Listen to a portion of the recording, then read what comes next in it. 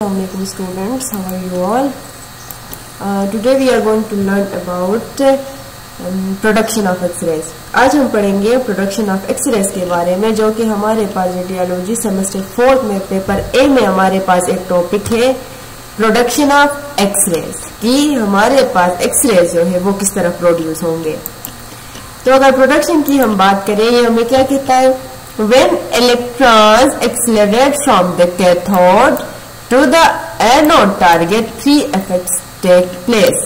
ये क्या कहता है हमें, जब इलेक्ट्रॉन्स जो है वो एक्सेलरेट करते हैं कैथोड से एनोड टारगेट की तरफ, तो इन 3 तरह का काम होता है। ठीक है, कैथोड आप लोगों को पता है ये हमारे पास क्या है, negative side of X ray tube है, और एनोड हमारे पास क्या है, एनोड जो है वो हमारे पास क्या है, positive side of X ray tube है।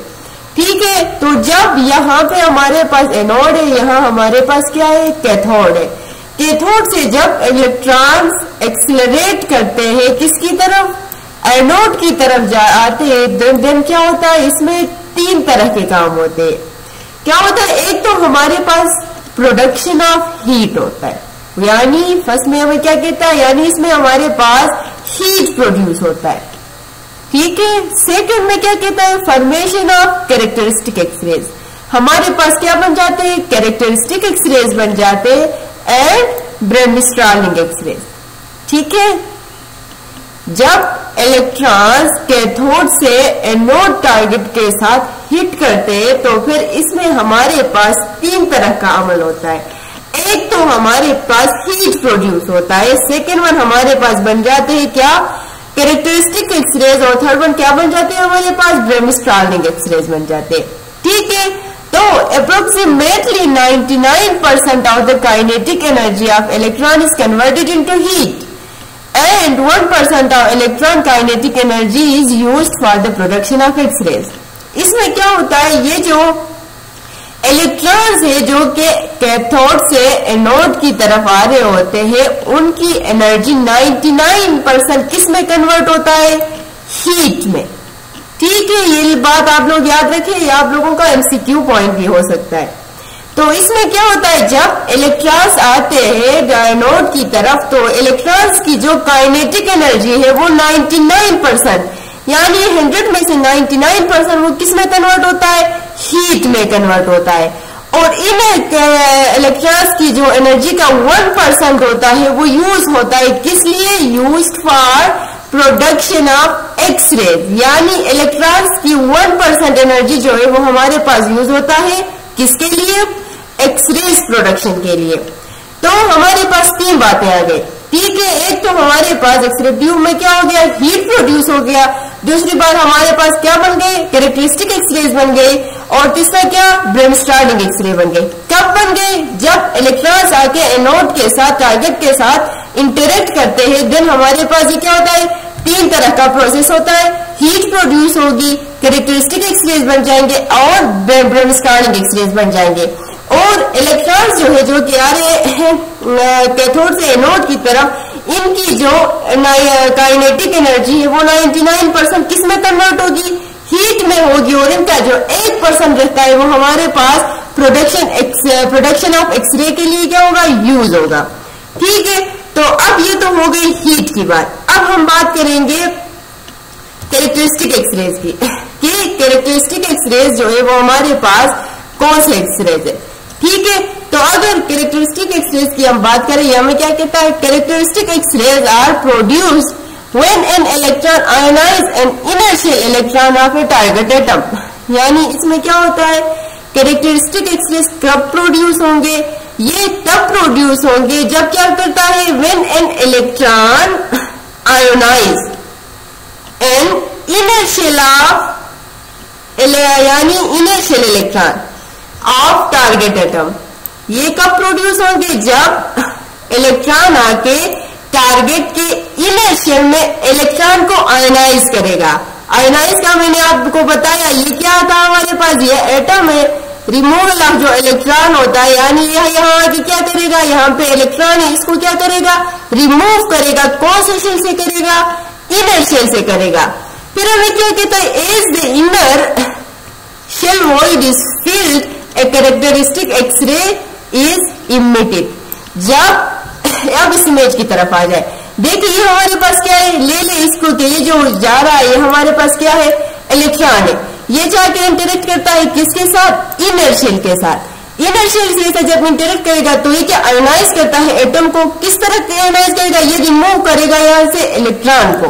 ठीक है, जब ये इलेक्ट्रॉन यहाँ से रिमूव हो जाएगा तो क्या होगा, दूसरे शेल से हमारे पास दूसरा इलेक्ट्रॉन आके इसको फिल करेगा। जब ये आके इसको फिल कर देता है देन हमारे पास क्या इमिट होते हैं, कैरेक्टरिस्टिक एक्सरेज। ठीक है, तो कैरेक्टरिस्टिक एक्सरेज हमारे पास किस तरह बन जाते हैं, कैरेक्टरिस्टिक एक्सरेज जो है वो प्रोड्यूस होते हैं जब इलेक्ट्रॉन आके टारगेट के इनर शेल को क्या करता है, इनर शेल में इलेक्ट्रॉन को आयोनाइज करता है। और जब वो इनर शेल जो है वो वोल्ट इनर शेल वोल्ट जो है वो जब फिल हो जाता है देन इस अमल में हमारे पास क्या कैरेक्टरिस्टिक एक्सरेज जो है वो क्या हो जाते हैं, इमिट हो जाते हैं। ठीक है, और ये हमारे दूसरी बात क्या कहता है, only the K shell characteristic X rays of tungsten is useful for imaging. और हमारे पास इमेजिंग के लिए जिस तरह हम एक्सरेज लेते हैं उसके लिए हमारे पास जो यूजफुल है वो कौन से कैरेक्टरिस्टिक एक्सरेज है, जो कि हमारे पास के शेल से निकलते हैं।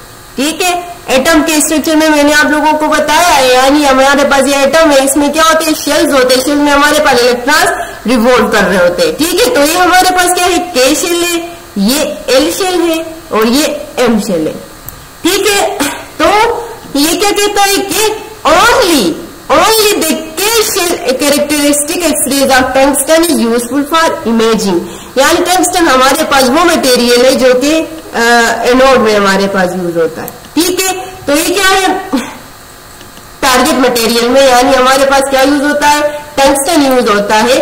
तो ये क्या हमें कहता है कि K shell characteristic X rays of tungsten is useful for imaging. यानी यहाँ जो के शेल से एक्सरेज निकल के जाएंगे ना, तो कैरेक्टरिस्टिक एक्सरेज जब के शेल से निकल के जाएंगे देन ये वाले एक्सरेज हमारे पास यूजफुल है किसमें, इमेजिंग में। यानी इमेजिंग में क्या हो, एक्सरेज जब हम ले रहे होते हैं इसमें हमारे पास यूजफुल है K shell characteristic X rays of tungsten.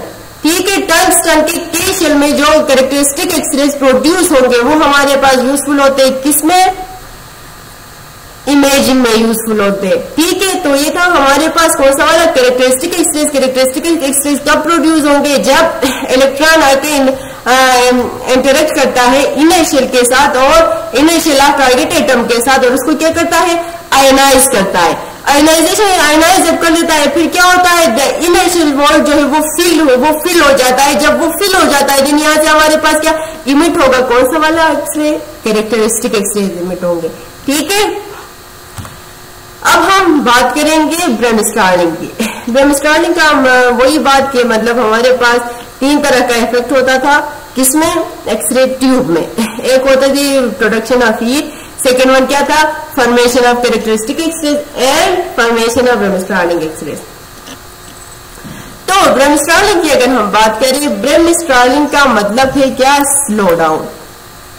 ठीक है, इनको हम क्या ब्रेकिंग रेडिएशन भी कहते हैं। ब्रेमस्टार्लिंग रेडिएशन को हम क्या ब्रेकिंग रेडिएशन भी कहते हैं।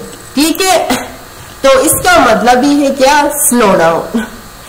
तो अगर इस टाइप की इंटरेक्शन की हम बात करें, ये हमें क्या कहता है, in this type of interaction in which the projectile electron can lose its kinetic energy is an interaction with the nuclear field of the target atom। यानी ये क्या करेगा, ये जो प्रोजेक्टाइल इलेक्ट्रॉन्स हमारे पास वो इलेक्ट्रॉन्स है, ये हमारा क्या है, कैथोड है, ये एनोड है। यहां से जो इलेक्ट्रॉन्स आ रहे हैं ना, ये क्या है हमारे पास, प्रोजेक्टाइल इलेक्ट्रॉन है जो क्या के हिट करते हैं किसको, टारगेट को। ठीक है, ये आ गए। तो इसके बारे में हमें क्या कहता है, in this type of interaction, यानी इस टाइप ऑफ इंटरेक्शन में क्या होता है, इन विच द प्रोजेक्टाइल इलेक्ट्रॉन्स, इसमें जो प्रोजेक्टाइल इलेक्ट्रॉन्स जो है क्या करते हैं, can lose its kinetic energy, यानी जो अपनी काइनेटिक एनर्जी जो है उसको यूज करते हैं। और ये क्या किसके साथ इंटरेक्ट करते हैं, as an interaction with the nuclear field of the target atom. यानी ये किसके साथ इंटरेक्ट करता है, न्यूक्लियर फील्ड के साथ इंटरेक्ट करता है एटम के। यानी कैरेक्टरिस्टिक एक्सरे में हमारे पास किसके साथ इंटरेक्ट करता था, इनर शेल के साथ करता था और इसको एटम को आयनाइज करता था, यानी उसको रिमूव करता था कैरेक्टरिस्टिक उसमें फॉर्मेशन में। बट ब्रेमस्टार्लिंग में हमारे पास ये इंटरेक्शन जो है प्रोजेक्टाइल इलेक्ट्रॉन जो है वो अपनी एनर्जी को लूज करता है और इसका इंटरेक्शन होता है किसके साथ, with nuclear field of the target atom, यानी एटम का जो न्यूक्लियर फील्ड है इसके साथ क्या करता है, इंटरेक्ट करता है। ठीक है, तो इसमें हमारे in this the kinetic energy of the electron is also converted into electromagnetic energy, यानी इसमें क्या होता है, जो काइनेटिक एनर्जी जो होती है किसकी, इलेक्ट्रॉन की, वो क्या होता है, कन्वर्ट होता है किसमें, इलेक्ट्रोमैग्नेटिक एनर्जी में। ठीक है, जिस तरह का हम यहाँ पे इमेज देख सकते हैं, ये हमारे पास क्या प्रोजेक्टाइल इलेक्ट्रॉन आ रहा है, आज क्या वो इंटरेक्ट करता है किसके साथ, न्यूक्लियर उसके साथ फील्ड के साथ एटम के, देन हमारे पास कौन से वाले एक्सरे प्रोड्यूस होते हैं, क्या ब्रेमस्टार्लिंग एक्सरे। ठीक है, इस ब्रेमस्टार्लिंग इंटरेक्शन में प्रोजेक्टाइल इलेक्ट्रॉन आके न्यूक्लियर फील्ड के साथ इंटरेक्ट करता है और हमारे पास प्रोड्यूस होते हैं कौन से एक्सरेज, ब्रेमस्टार्लिंग एक्सरेज। और इसमें क्या होता है, काइनेटिक एनर्जी जो है इलेक्ट्रॉन्स की वो कन्वर्ट होता है किसमें, कन्वर्टेड इनटू इलेक्ट्रोमैग्नेटिक एनर्जी, यानी इलेक्ट्रोमैग्नेटिक एनर्जी में हमारे पास क्या आ जाएंगे, एक्सरेज आ जाएंगे। ठीक है, तो इलेक्ट्रॉन की काइनेटिक एनर्जी जो है वो हमारे पास किसमें कन्वर्ट होगी, इलेक्ट्रोमैग्नेटिक में। तो ये हमारे पास दो फॉर्मेशन थे किसके, एक्सरेज के। कहां पे होंगे ये हमारे पास, ये दो इंटरेक्शन तब अक्कर होंगे जब इलेक्ट्रॉन्स आके हिट करेंगे टारगेट को, टारगेट में हमारे पास एनोड आता है। ठीक है, तो ये दो तरह के एक्सरेज हमारे पास क्या होंगे, प्रोड्यूस होंगे। अब आप यहाँ पे आप मतलब इसकी एनर्जीज की अगर हम बात करें, कैरेक्टरिस्टिक एक्सरेज की, कैरेक्टरिस्टिक एक्सरेज जो है टंगस्टन के, टंगस्टन हमारे पास क्या है, एनोड मटेरियल, यानी एनोड में हमारे पास क्या होता है, टंगस्टन होता है। तो कैरेक्टरिस्टिक एक्सरेज जो है टंगस्टन के, यानी टंगस्टन के साथ इंटरेक्ट करते हैं इलेक्ट्रॉन्स आगे, तो टंगस्टन के जो कैरेक्टरिस्टिक एक्सरेज होते हैं वो उनकी एनर्जी कितनी होती है, 69 keV। keV का क्या मतलब था, किलो इलेक्ट्रॉन वोल्ट। ठीक है, किलो इलेक्ट्रॉन